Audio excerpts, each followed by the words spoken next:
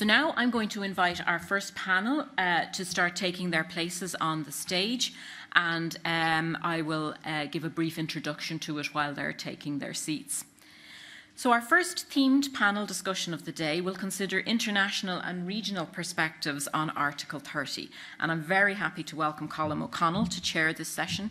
And he and his speakers will come on stage, and Colm will introduce them as they begin their work. But he himself will be familiar to many of you in the room.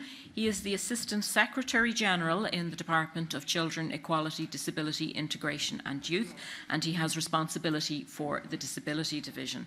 And his team is responsible for a range of functions, including leading the development of this ambitious new national disability strategy that we've been hearing so much about. So Colm, take it away. Thanks a million. Morning all. Colm O'Connell is my name. Thanks, Aideen.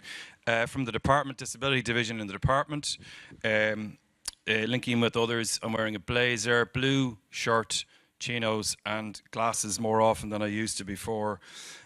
Delighted to be here this morning at the annual NDA Conference. It's always a really interesting, stimulating day, and I think it's a particularly fascinating topic, really, a really exciting topic and a really strong lineup. I just want to say at the start, just to echo Minister Rabbitte and what she said, just to acknowledge and recognise the work of Aideen and her executive team here at the NDA and all at the NDA for the unbelievable work that they do. Most recently in relation to the ongoing work on the next National Disability Strategy, which has been phenomenal, but across a range of work. Some of our team are here this morning who work closely with the NDA and support the NDA and who are working on leading development of that National Disability Strategy. I see Niall and Sarah and Orla and Donny and others, Etna and others. So just to call out the work of my colleagues who are working really hard on an ongoing basis on related activities.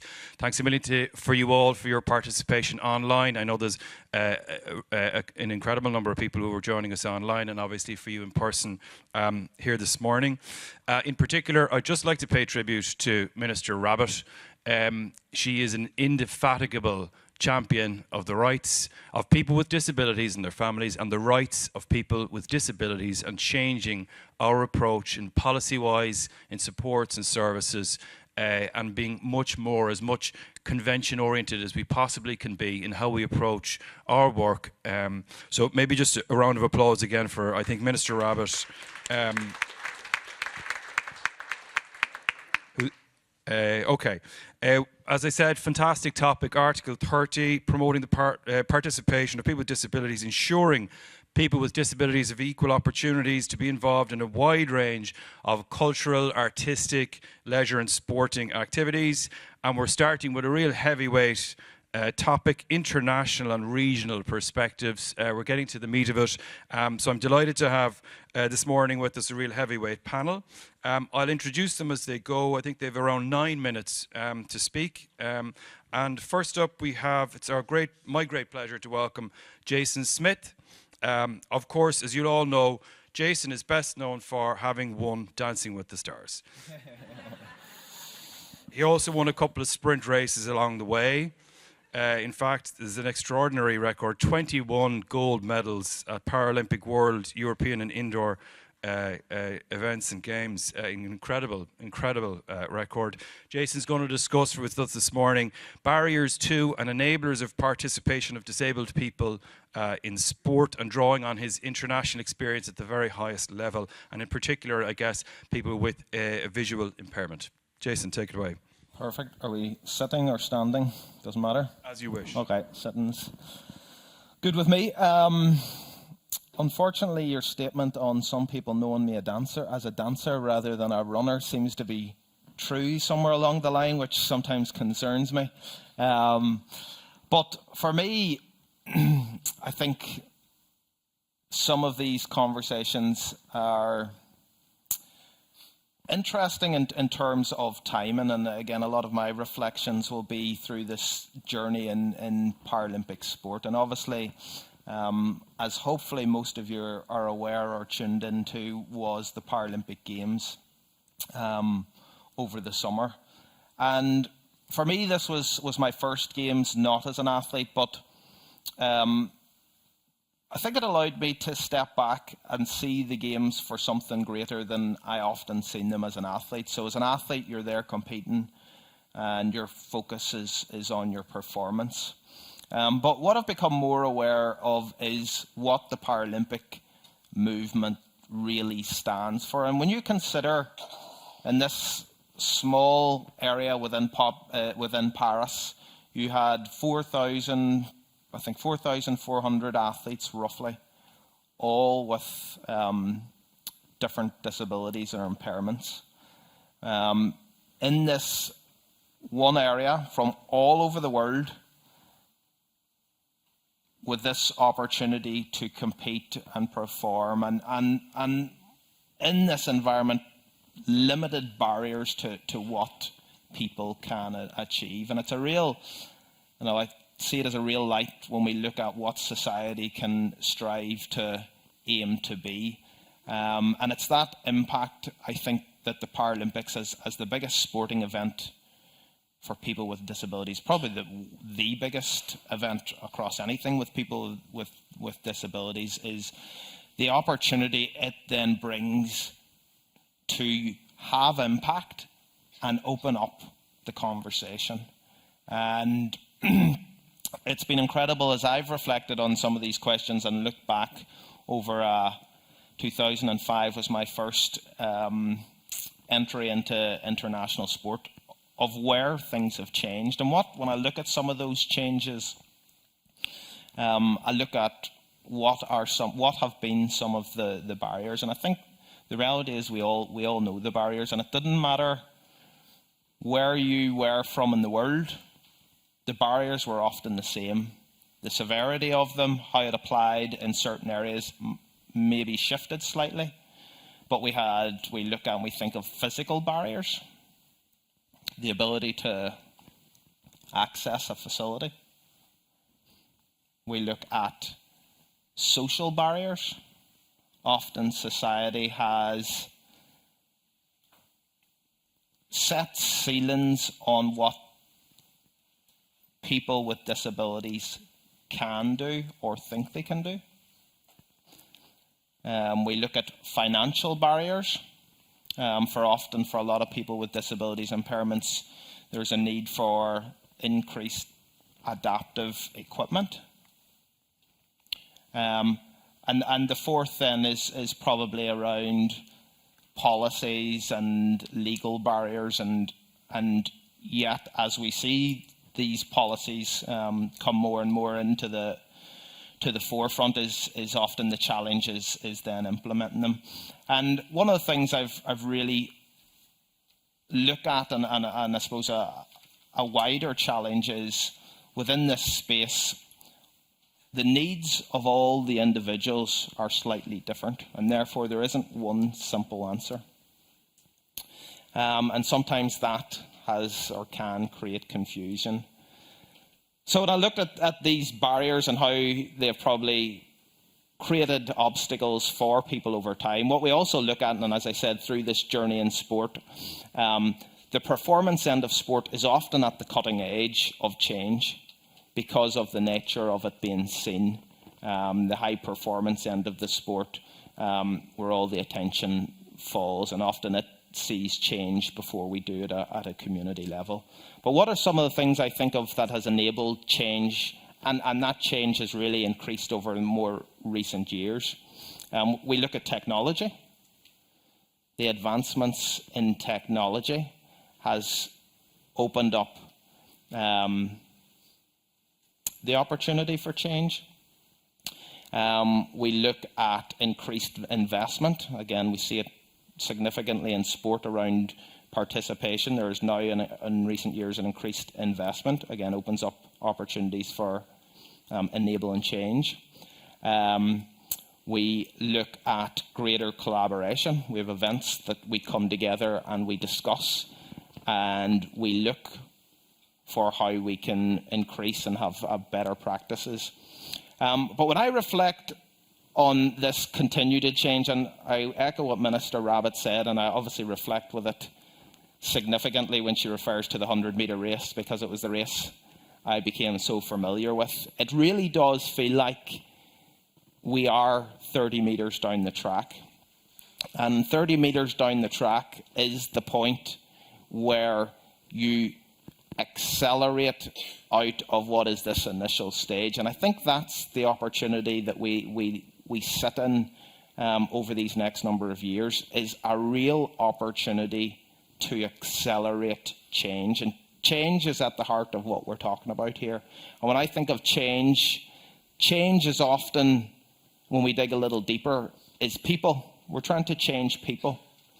And when I reflect on probably the lesson and what sport, the why of what sport has done for me, it's all about that. It's two pieces. Sport has changed the way I look at myself, the way or what I feel I can achieve. And with that became the opportunity to shift and change other people's perceptions of what someone with a disability can achieve. And that may have been in sport, or may have been some bad dancing on the dance floor. But it opens up the opportunity for change. And I think that's the piece, as all these challenges that we look at the heart of it is people. And it's changing what people with disabilities themselves think that they can and can't do, and it's changing what society thinks they can and can't do. And I think the more we grasp that, the greater that acceleration of change will be. That's me done with my spiel.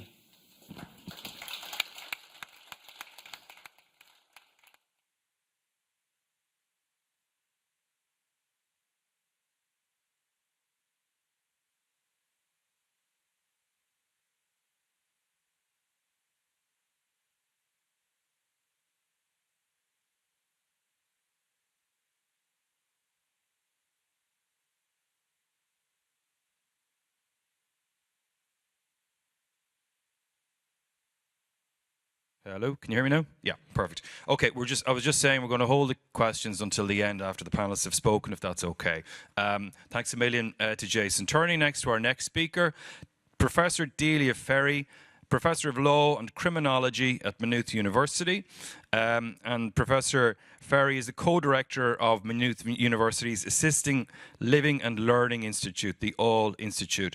And continuing our dancing theme, maybe, Professor Ferri will discuss some of the interim findings of the dancing project, which is a European Research Council ERC funded project in relation to cultural life as an essential aspect of enhancing cultural diversity in the EU. And one of the primary aims of the research is to identify barriers and facilitators to cultural participation by people with disabilities and how they affect the wider cultural domain.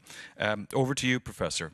Thank you very much. So first of all, it's a great pleasure for me to be here today, and I'd like to thank the National Disability Authority for having me. So in the time available, I would just like to recall the core facets of the right to participate in cultural life, and then I will move on barriers and facilitators to cultural participation as they emerge from the research that was mentioned earlier. So this project called, in short, Dancing. Finally, keeping up with the theme of this panel, I would like to bring some European perspective and highlight the role that the European Union, and in particular European Union law, can play, have played, and can play in the future in order to support the implementation of Article 30 of the CRPD. So many of the barriers that I will mention really echo what has been said by the previous speaker, Jason, but also by the Ministry and by Catherine O'Donnell. So there are no big surprises. But let me start with the right to participate in cultural life. This right encompasses a twofold individual dimension, which means that people have the right to access cultural goods, service and heritage. And this is provided by Article 30, paragraph 1. A second individual dimension is the right to participate in culture as artists, to create culture. and this is provided for in Article 30, paragraph 2. There is also a collective dimension of the right to culture, and that was mentioned already. So the idea that communities may join as cultural communities and be recognized as cultural communities and enjoy their own cultural expression. And this is recognized in Article 30, paragraph 4 of the CRPD. A final aspect to be highlighted is that the right to cultural life, or to participate in culture, is subject to progressive realization. That's common in international law, and this means that there is a recognition that it can't be achieved immediately or in the short term, but it requires an enduring commitment. So now turning to barriers and facilitators. So the research that we conducted was a qualitative research. We conducted interviews with representatives of organizations of persons with disabilities, organizations working on art and disabilities across the 27 member states of the European Union, plus the UK. And what we found is what Jason mentioned, is that the barriers that people encounter and experience across Europe are very, very similar.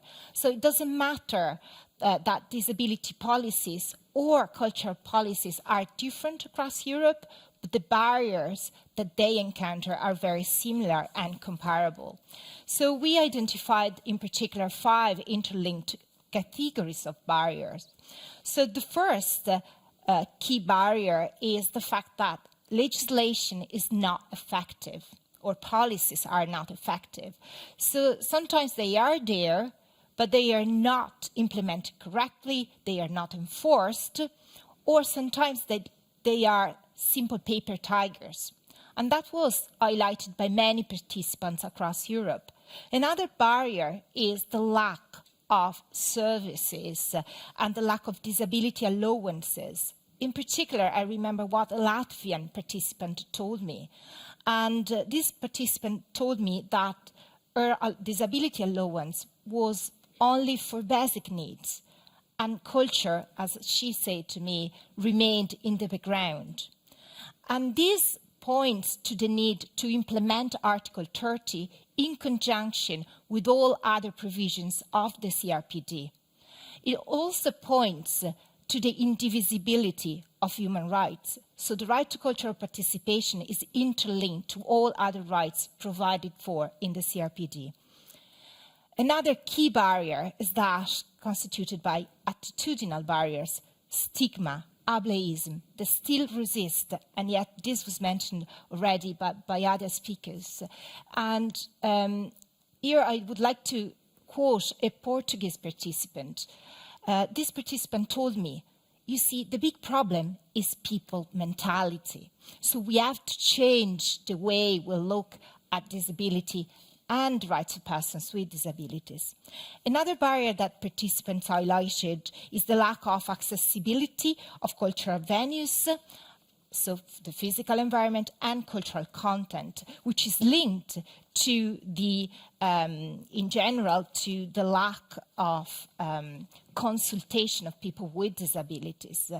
And in fact, a lot of participants pointed to the fact that basically many solutions that were adopted in cultural venues were not discussed, were not stemming from discussion with people with disabilities, and they pointed to the lack of knowledge on the part of designers, staff of cultural venues, staff of cultural institutions. I want to mention that several participants across the European Union and in the UK pointed to an improvement when it comes to physical accessibility, so to access a cinema, to access a theatre for audience. But as a Dutch participant put it, you know, there are places for wheelchairs, for example, in a theatre, but it's not imagined that you can be an artist. So access to the backstage is not possible for an artist in a wheelchair. And that was something that really resonated with me. We need really to change our approach to disability. When it comes to barriers in general, what was highlighted is that there is a fragmentary and piecemeal approach to cultural participation. So there are a lot of good practices in Ireland as well as across Europe, but they remain fragmentary, project-led, and, for example, if they are linked to funding coming from the European Union, when the funding finishes, the project finishes, the practice finishes. And that is a great loss. So in terms of enablers, what can facilitate? Of course, consultation with people with disabilities, meaningful involvement of people with disabilities and artists with disabilities in cultural institutions at different levels is key. It's also key to learn from those good practices and to leverage on those projects that have been successful in order to mainstream those good practices. It's also important to invest in education of people with disabilities. Artistic education is often left in the back. However, we see change. For example, Spain, in June 2024, enacted a new law on higher artistic education. And this new law includes provision on accessibility of premises, accessibility of curricula, and most of all, it includes a provision for a quota of students with disabilities. So 5% of the students in educational setting will be students with disabilities. And to conclude, I would like to highlight that a lot of the people that participated in the study indicated that the CRPD is a game changer. But they also indicated that the European Union has done a lot and can do a lot. They mentioned legislation, the Web Accessibility Directive, the European Accessibility Act, the now very recent directive on the European Accessibility Card that has been approved finally by the Council just 10 days ago. They mentioned copyright legislation and the Marrakesh package. All this legislation supports member states like Ireland in delivering the implementation of Article 30 and EU funding. EU funding is also very important. In Slovenia, a Slovenian participant said EU funding is that what has made difference. And so just a final thought for me is that EU member states retain the primary responsibility, but EU law can support them in implementing Article 30. But we need a change of mentality, a change of ethos in cultural institutions and beyond. Thank you.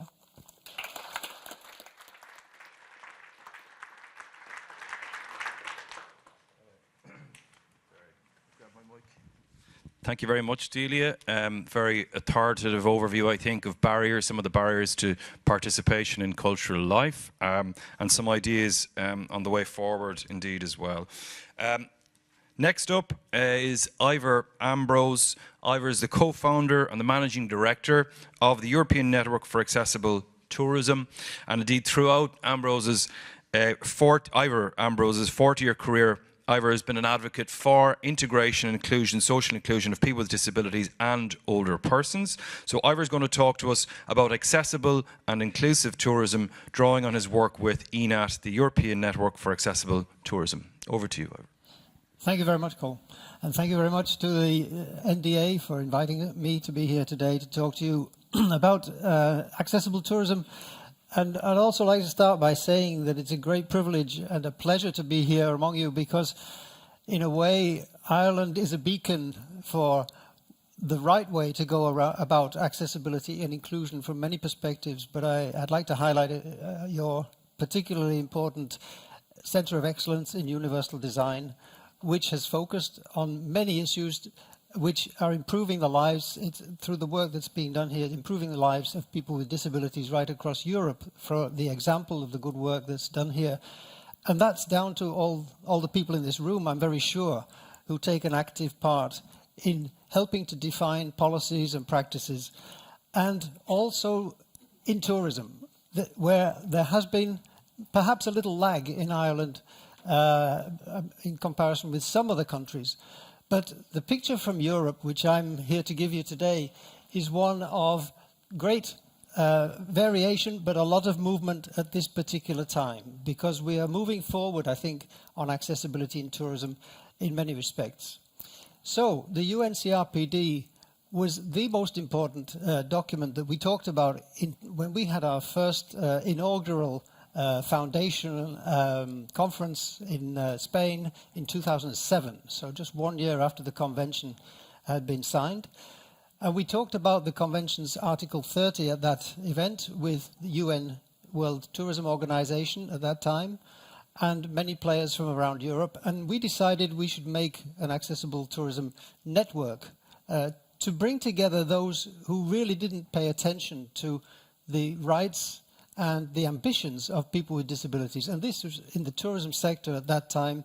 It was very unusual to get tour operators, to get tourist boards in the same room with people with disabilities and talk about the huge gaps that there were between what we call the demand and the supply, the demand for accessibility and the supply of accessible tourism venues and services.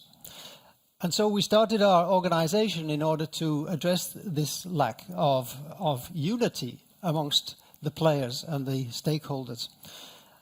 What I want to tell you today is that we've reached a point where we understand the limitations in the tourism sector, but we're working very hard through projects and through information and dissemination at accessibletourism.org. This is our website.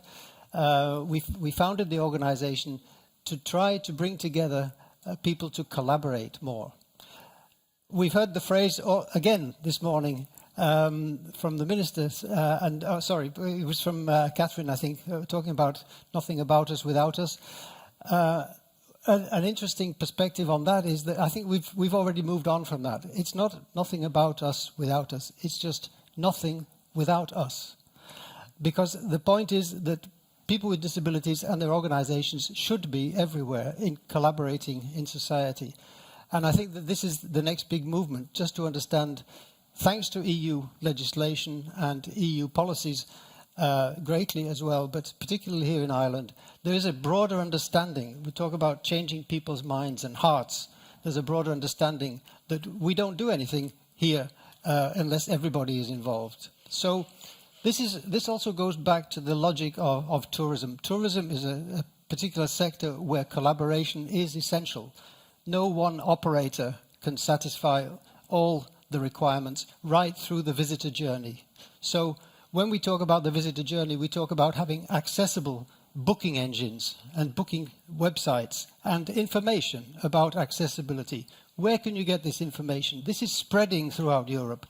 But we know from studies that we've done in the past that even national tourist boards are missing information about the accessibility of their offers and their services, and whether the websites themselves are accessible is also a big issue. So at the very first step, information is so crucial. We can see that the travel link in the chain of accessibility is hugely important and is also differentially available to people in different countries. The accommodation, the attractions, museums, and also traveling home again. You have to organize your journey to travel home just as you did to go to the venues and the destinations. You're always in need of information, and you're always in need of some kind of support for your particular interest. And the other thing that we really wanted to get across to the tourism sector is that people with disabilities, older people, people with access requirements are just the same as everybody else. As they say in Tourism Flanders, we don't talk about accessible tourism anymore. We just talk about tourism for all, because that's really what we're about. Tourism is driven by the financial side of things, the demand for tourism and satisfying that demand. So you might think, so why hasn't the tourism sector really addressed the demand before and understood that this can be a financial benefit? And this is one of the biggest arguments. So when we're talking, as we often do, to business leaders and small businesses about tourism, we emphasize that there is a very strong financial reason. It affects the bottom line. It's not just a matter of rights, but it affects your bottom line if you ignore what they say, they call it in England, the pound that walks away from retail, from opportunities, from the tourism sector, because people can't get information and they can't get access. So this is a fundamental issue to look to improving the economic viability of tourism and improving thereby also the quality of tourism, because we see that improving the quality of tourism, especially after COVID, which was a huge event for the tourism sector, as you know well here in Ireland. After COVID, people in the tourism sector started to spend more attention thinking about, well, who are the customers and how are we going to get them back?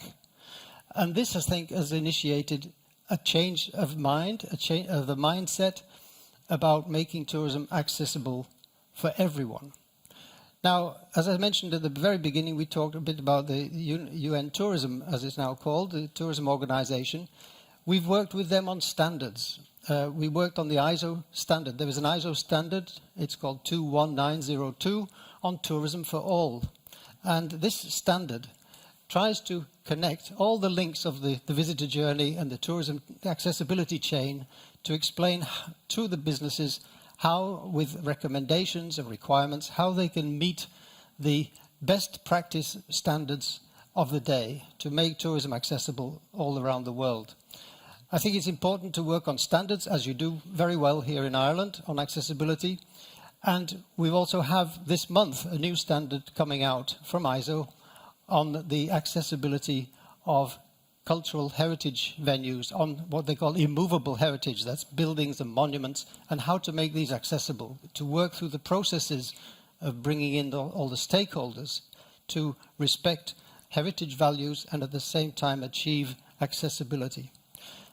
I just mentioned that in terms of the financial benefits, we did a big study for the European Commission in 2014 and 15. It's never been replicated since. We haven't had money to follow up on that. But what's so important about persons with disabilities or other access requirements? First of all, when one person travels, on average, they travel with 2.1 other people as well. So there's a multiplier effect there. They also travel, people with disabilities tend to travel around the world, around the year more often. They spend more and they stay longer in the destination. And very often they come back again. So what's not to like about those kind of customers who will all enjoy and will benefit the tourism sector? There are many more statistics we can point to, but I think the general position is today that in Europe we're seeing an opening up of tourism for everyone, and it is really genuinely meant, and our organization is seeking to show the good practices and to develop with the collaborating partners a better tourism, a tourism for all. I could just mention one last thing, because today and tomorrow I'm going to be in a second conference here in Dublin, which, if you didn't know, is the EU Smart Tourism Capital of Europe this year. And we're talking about cultural tourism, sustainable tourism, accessibility in tourism, and digitalization in tourism. All of these things very important to tourism. So we can now take some questions, I think. Thank you very much. Thank you very much, Ivor. We're actually going to... Thank you very much. I think we've one more speaker still online joining us. Yeah, here we go. I'd like to introduce our next speaker, and then we'll come back for the Q&A, Ivor. Our next speaker is Antoine Fobe. I hope I haven't mispronounced your name, Antoine. Apologies if I've murdered it. Antoine is the head of advocacy and campaigning at the European Blind Union, a network of 42 national members. Antoine has previously worked with the European Citizens Action Service, Amnesty International, the Council of Bars and Law Societies, and the French Data Protection Authority. And Antoine is going to speak to us this morning about the Marrakesh Treaty, which was mentioned already this morning, a treaty to facilitate access to published works for persons who are blind, visually impaired or otherwise print disabled, including what the treaty is, the importance and implications of ratification for Ireland and the EU's accession to the treaty. Over to you, Antoine. Thank you very much, and thank you to NDA for inviting me to this conference. My apologies for not being able to be present physically in Dublin due to other commitments. I am a white male in my late 50s and not so blonde anymore. The European Blind Union, EBU, protects and promotes the interests of blind and partially sighted people in Europe. Our members are national organizations of visually impaired in 42 European countries, including 26 EU member states. Our Irish member is Vision Ireland. Regarding Article 30 of the UNCRPD, EBU produced a statement in which we describe what it takes in practice for the provisions of this article to become a reality for visually impaired people, and we underline some important aspects. This statement is available on our website. In my written contribution, which I've submitted in advance to organizers, I touch upon the EU Disability Rights Strategy. This is the framework of EU action in 2021-2030. I signal the actions in that strategy that relate to the implementation of Article 30. But here I would like to focus on three current EBU areas of action at European level as far as Article 30 UNCRPD is concerned. I'll mention two very quickly and then indeed focus on the Marrakesh Treaty. Our first area relates to Creative Europe.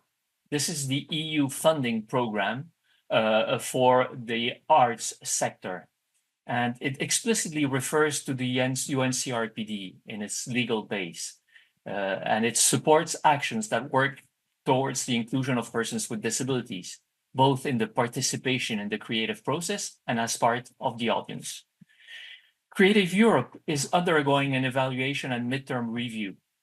And we are particularly looking at the media strand of the program to press the European Commission to ensure that the leverage of EU funding is used to progressively develop availability of audio description and audio subtitling for films that receive media support.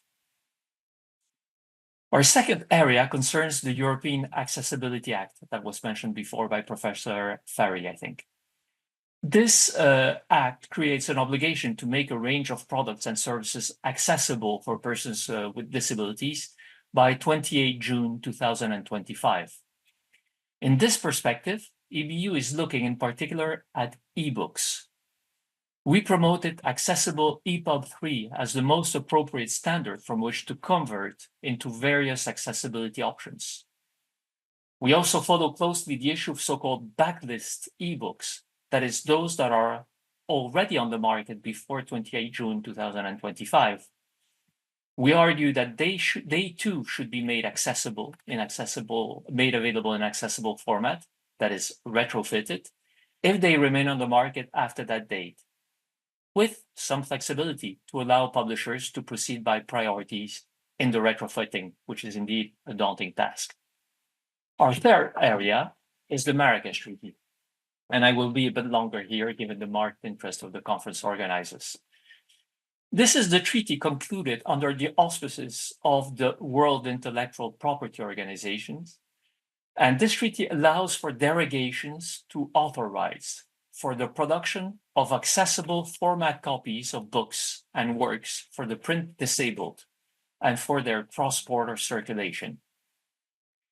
I was told that Ireland has not yet ratified this treaty, but this does not really matter because the EU ratified the treaty for itself and for all its member states in October 2018. Most of other wider Europe countries have also joined the treaty. As part of a worldwide campaign, EBU continues to press those European countries that have not yet joined to do so. At EU level, there is an ongoing review of the EU legal framework for the implementation of the Marrakesh Treaty. And we want to contribute to that, and indeed we are doing so.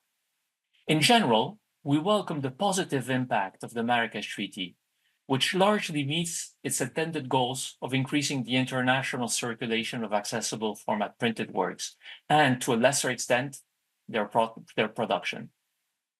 Access to adapted works in foreign languages has improved considerably, especially in more internationally used languages.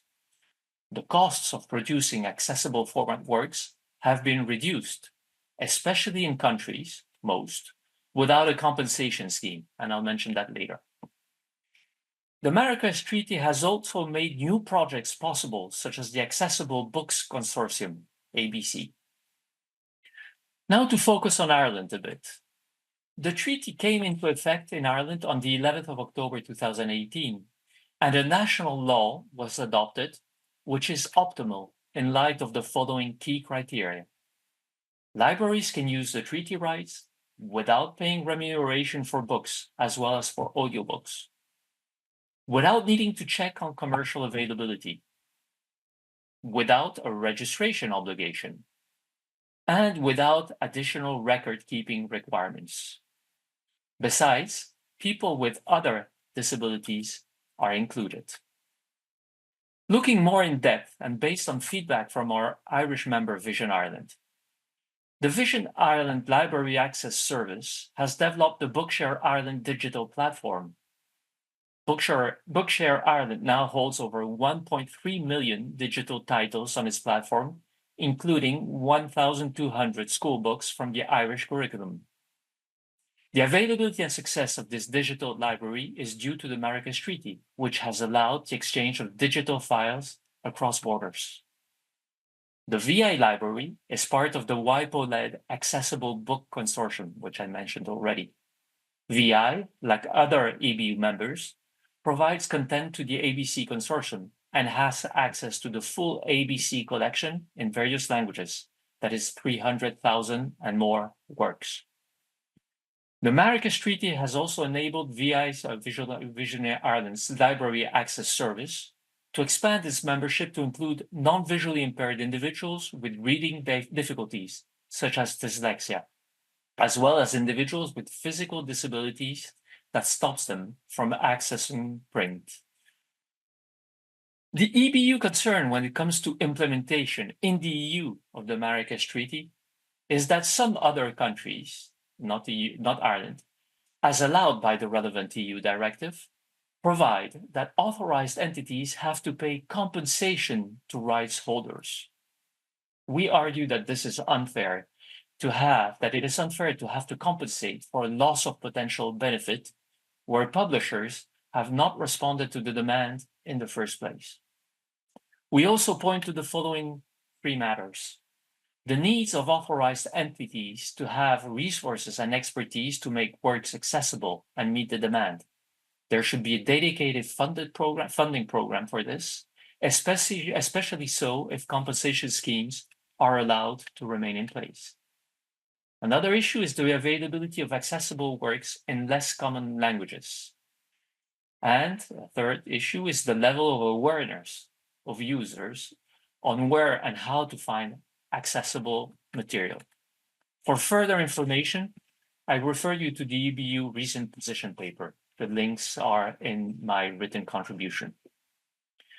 EBU also attaches great importance to opposing the European publishers' position that the European Accessibility Act has made the Marrakesh Treaty irrelevant or less relevant in the EU, with the obligation to make e-books accessible. This is wrong, because accessible e-books are only one of the solutions for visually impaired readers, who might prefer, depending on personal needs or taste and type of work, other solutions such as audiobooks, braille text, or DAISY format. To conclude, I would like to stress that EBU strongly defends braille as a matter for the future, for access to reading and not only. Here too, I refer you to our recent position paper on the matter. Thank you very much for your kind attention.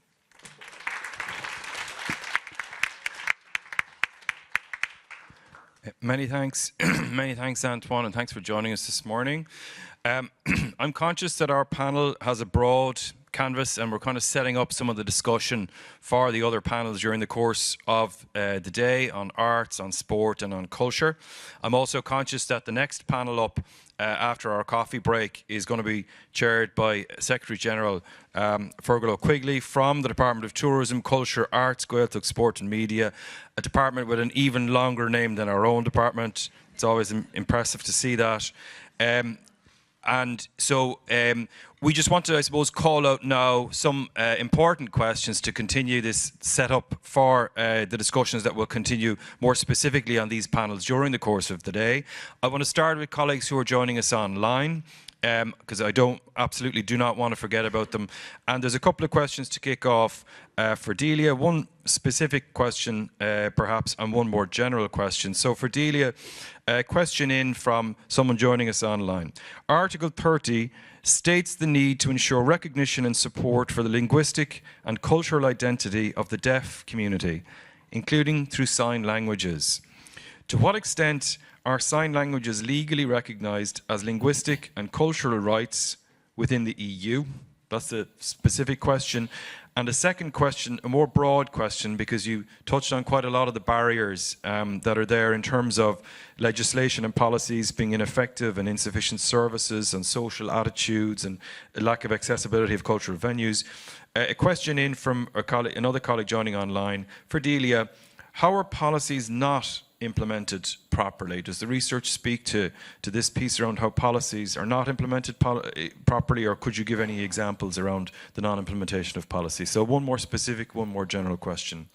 Okay, I will start from the first question on sign languages. So across the European Union, so in different member states, we have different approaches in terms of how linguistic or sign languages are protected and promoted. There are a few states that include a constitutional provision on sign languages. One, for example, is Austria. So the sign language is protected within the Austrian constitution. This is the same for Hungary, for example. Slovenia also introduced a constitutional protection for sign language quite recently in their constitution. So beside those constitutional recognition in 5 states of the European Union, we do have an array of different pieces of legislation that protect and promote sign languages. There are a lot of states that recognize the cultural value of sign language, and some states explicitly define deaf people as a linguistic minority. So they focus on their linguistic diversity and they use the term minority. Some of those states do, very few in fairness.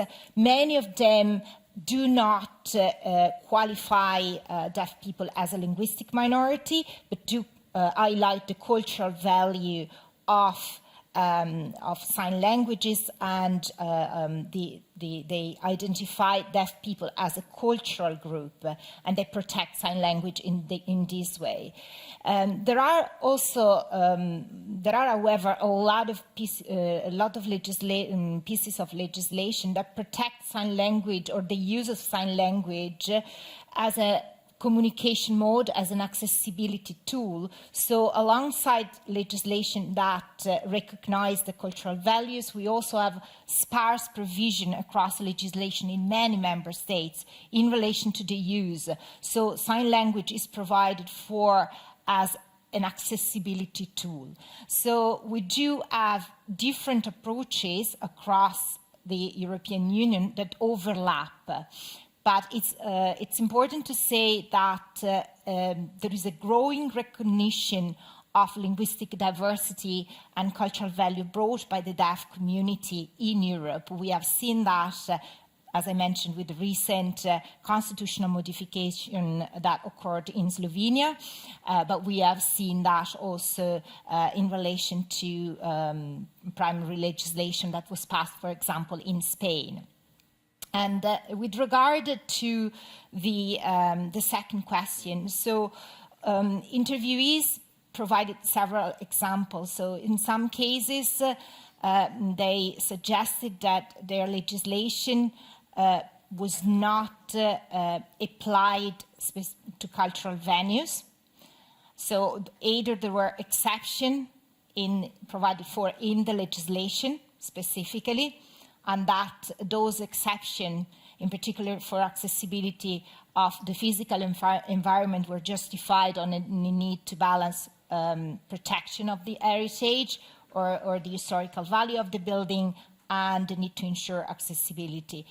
However, in many cases, people said that even though there is, an obligation to provide accessibility of certain buildings, even within the cultural remit, those were not enforced. So there was no control by public authorities, and when breaches of legislation were found, there was no prosecution, so no enforcement.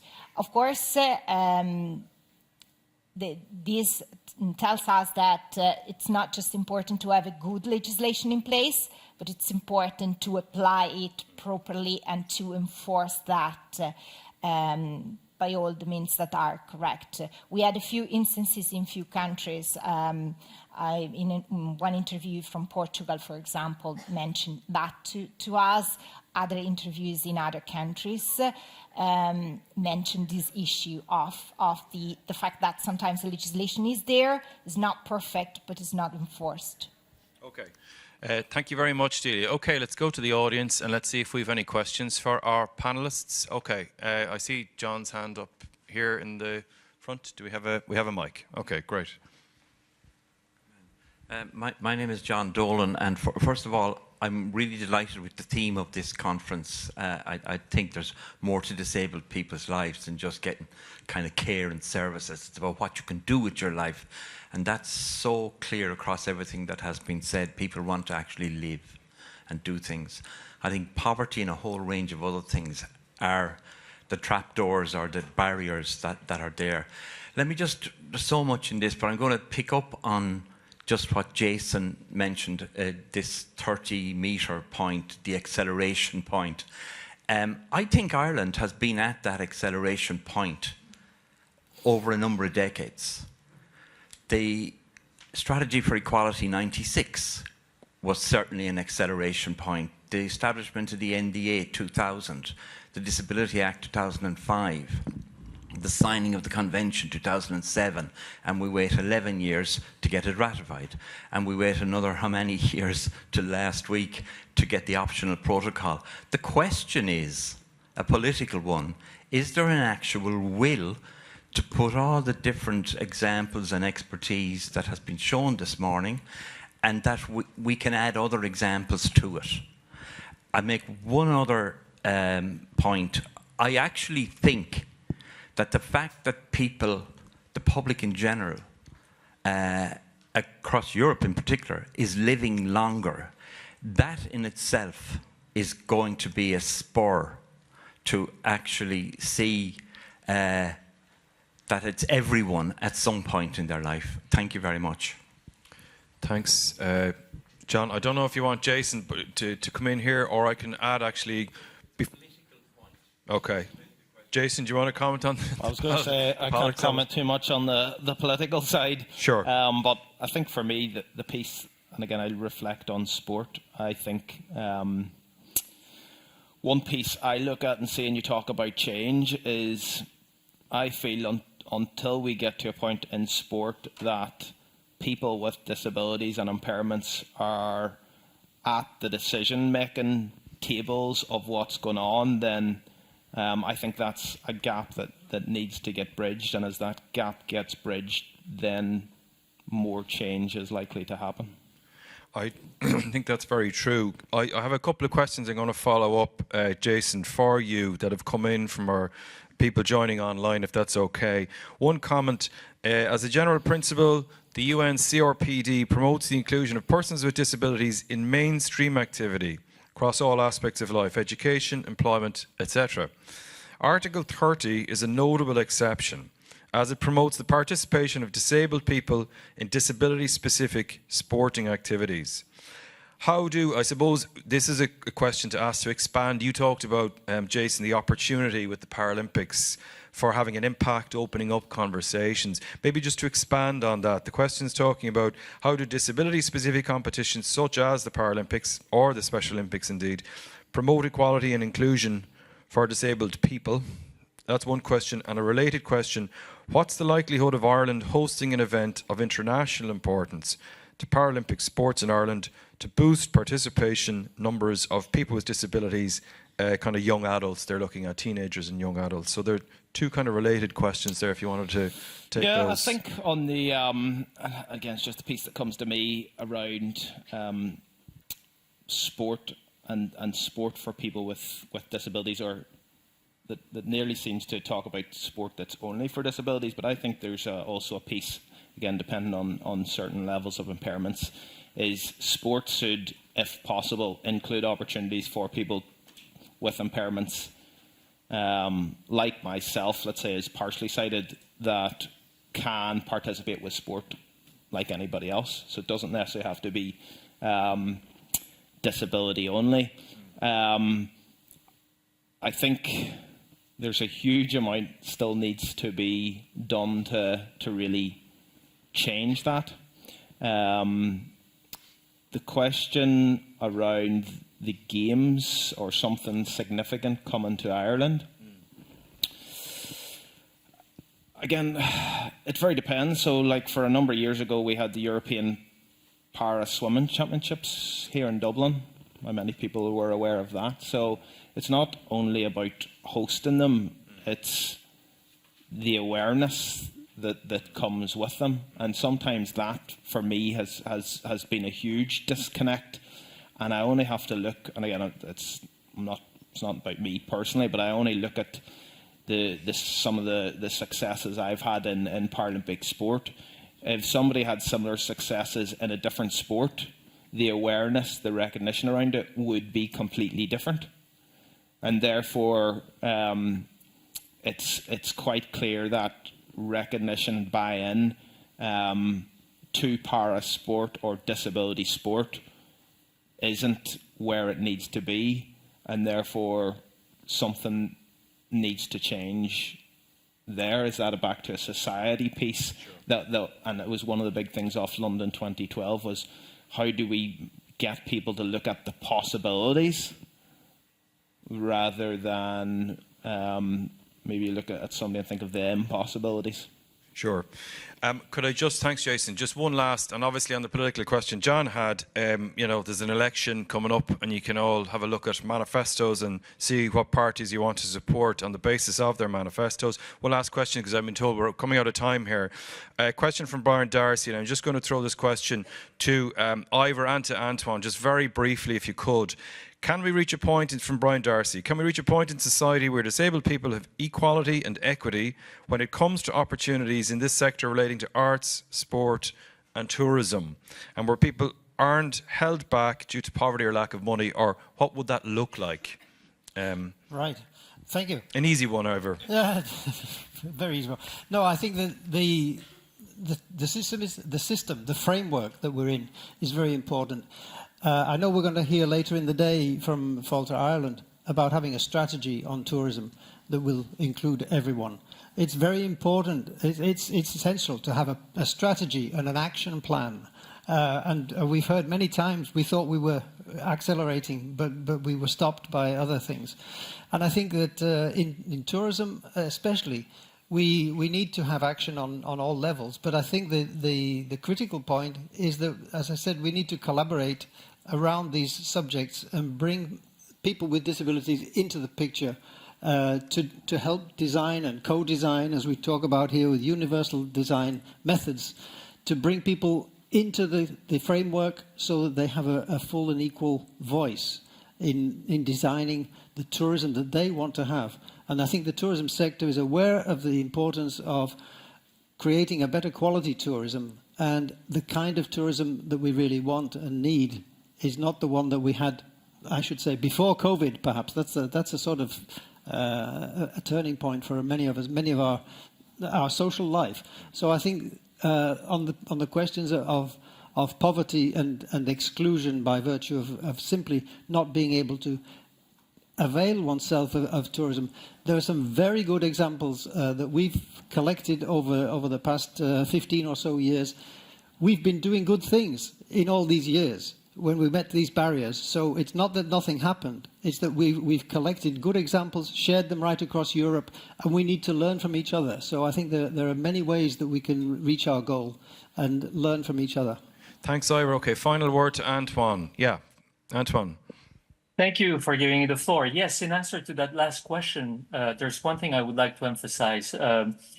Strategy was mentioned. Having tools and especially benchmarking tools is very important to be able to follow progress and see what the next areas of progress are. There cannot be any serious benchmarking if there aren't good, solid, reliable statistics. For the moment, the way member states in the European Union, I mean, collect statistics is very different, and it's difficult as a result to produce EU-level statistics. But there is progress, and we have pressed for this. There is progress in the Eurostat tool, and that they have moved away from the medical approach to actually consider participation, functional participation in different areas of life. It's still not disaggregated by type of disability, but still there is progress to actually produce better statistics that will allow to measure progress in time. Thank you very much, Antoine. And I'd just like to say thank you very much to Kieran Finlay and to all the colleagues from the NDA who organised this panel. Thanks a million. The European Accessibility Act came up, and the importance of the intertwining really of Article 9 and Article 30 is really important, and the NDA are playing a really important role in relation to full realisation of the EAA, which was mentioned during the course of this discussion. So thanks for the ongoing work, and thanks in advance as we move to fully realise that. Just like to say thank you again, Jason, Delia, Ivor and Antoine. A round of applause for everybody. Thank you.